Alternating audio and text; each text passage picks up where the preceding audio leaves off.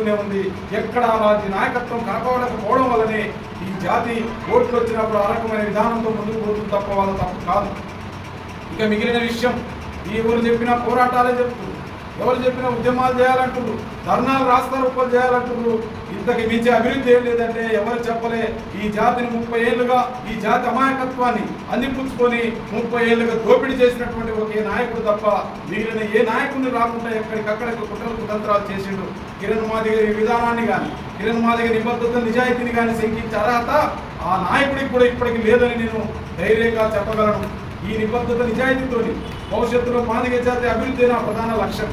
ఈ మహాకూటమి ప్రధాన లక్ష్యం ఏ విధంగా అంటే 30 ఏళ్ళు అధికార పార్టీతో ఎన్నడూ మాదిగలు లేరు. ఏ ప్రభుత్వం అయినా ఏం కోరుకుంటుంది? ఓట్లను కోరుకుంటుంది. ఏ రాజకీయ పార్టీకైనా ఏముంటుంది?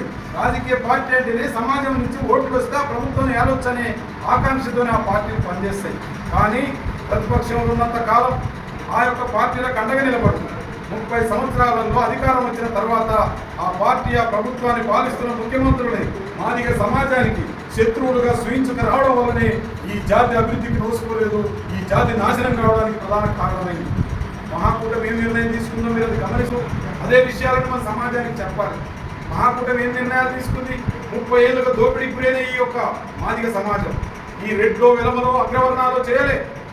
కేవలం అమాయకమైన మాదిగ జాతిని ఏబిసిడీలుగా చేయాలని మొత్తం ఈ జాతిని ఏబిసిడీలుగా ఏర్పాటు చేసినటువంటి దుర్మార్గపు నాయకత్వంలో ఈ జాతి 30 ఏళ్ళు ప్రయాణం చేయడం వల్ల వారి అమాయకత్వం వల్లనే అభివృద్ధి జరగలేదు. అందుకే ఈరోజు మహాకూటమి ఒక మంచిని ఆలోచన చేసింది.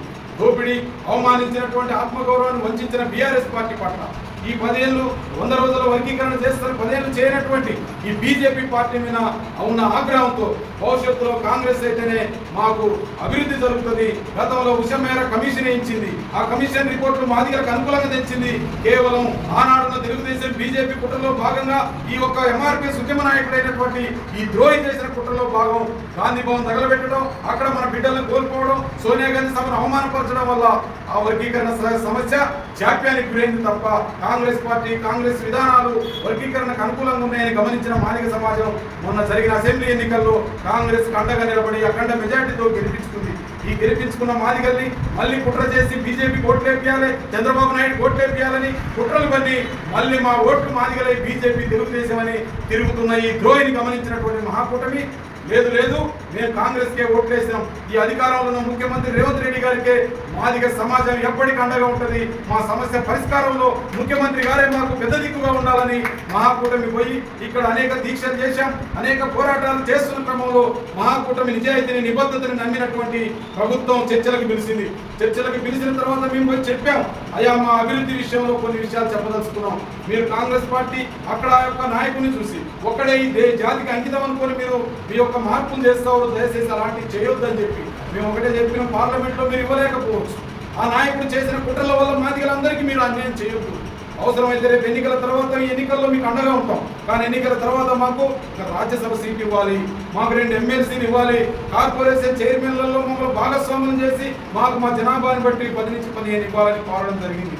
ఇది కోరడమే కాదు, మా ఉద్యోగస్తులు ఉన్నారు, మా జాతిలో ఉన్న అనేక మంది ప్రమోషన్లు అవసరం, ఆ ప్రమోషన్లలో మీ ప్రభుత్వంలో ప్రధాన కీలక పదవులలో మా వాళ్ళని కూడా భాగస్వామ్యం చేయాలని ముఖ్యమంత్రిని కోరడంతో వారు క్లియర్గా చెప్పారు. మాదిగలకు అన్యాయం జరిగిన మాట వాస్తవం, నేను ఎలక్షన్ తర్వాత మాదిగ జాతికి నేను ఖచ్చితంగా ముందు వరుసలో నిలబడి మీకు మేలు చేస్తామా అధిష్టానంతో మాట్లాడతారని వారు ఎంతో నిబద్ధతతో చెప్పిన తర్వాత మహాకూటమి మొత్తం విశ్వసించి మొత్తం పార్లమెంట్ స్థానాలలో మహాకూటమి కాంగ్రెస్ పార్టీకి అండగా నిలబడదు.